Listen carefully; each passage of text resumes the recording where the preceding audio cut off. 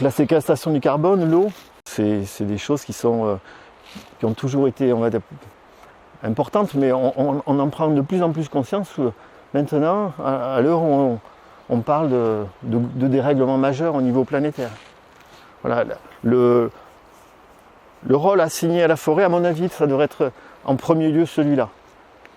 Voilà, c'est pas dans l'esprit de tout le monde la même chose, hein, parce que selon avec qui vous discuterez de la forêt, ben pour lui, la forêt, ça va être du bois, c'est de la ressource. Hein. Ce bois-là, il fait 28-30 mètres de haut, il fait 1,5 mètre cube et demi, 2 mètres. Et voilà, ça représente une richesse financière. Mais voilà, c'est pas que ça. Et c'est surtout et avant tout, 1 mètre cube de bois, c'est presque 500 kg de carbone qui est séquestré dedans. Si tout se passe bien, une forêt doit, même si on prélève dedans, si on prend du bois et on coupe des arbres dedans, elle doit se perpétuer, elle doit se régénérer naturellement. Les arbres adultes qui commencent à bien fructifier doivent pouvoir fournir suffisamment de graines pour que dessous viennent des semis, et ces semis, c'est la future futée qu'on exploitera dans 150 ans, quoi. Une forêt, c'est un ensemble d'individus constitués principalement d'arbres, et c'est des individus qui a priori sont immortels. S'il n'y a pas d'accident météorologique, de changement climatique majeur, d'accident type tempête ou de bûcherons qui passent, ou une maladie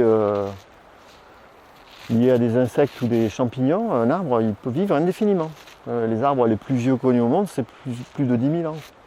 Les épicéas, les espèces qu'on a autour de nous, là, les plus vieux connus, c'est 9 000 ans. Sauf qu'ils n'ont pas forcément le même aspect que ceux-là. Un arbre, on se représente toujours un arbre avec un tronc. Alors que ça peut être aussi un ensemble de rejetons qui peuvent venir soit des racines, des drageons, soit des branches qui ont marcoté. Et donc on aura l'impression d'avoir une forêt alors que c'est le même arbre, mais qui a un autre aspect.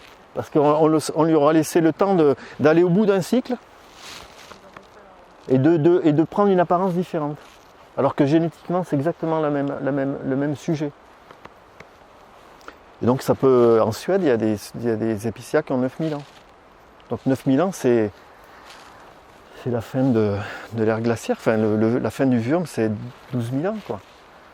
Typiquement une forêt que moi je pourrais proposer en îlot de sénescence. Parce que déjà là, il y a de la naturalité.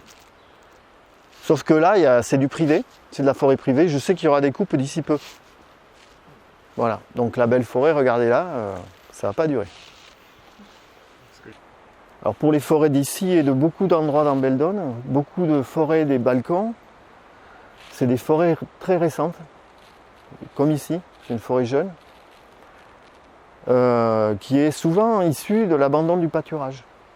Et à 90% c'est ça. Quand on est dans des pessières pures, des forêts d'épicéas pures, à cette altitude-là, c'est 99 fois sur 100, c'est des anciens pâturages qui ont été recolonisés par l'épicéa, qui lui a un tempérament très pionnier à ces altitudes.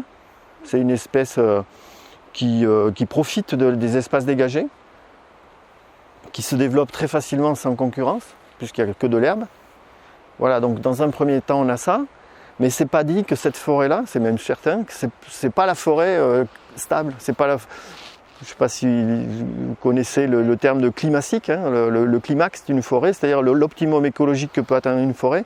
On n'y est pas ici. On est dans une forêt de transition. Parce que l'histoire, c'était autre chose avant. C'était très agricole et industriel.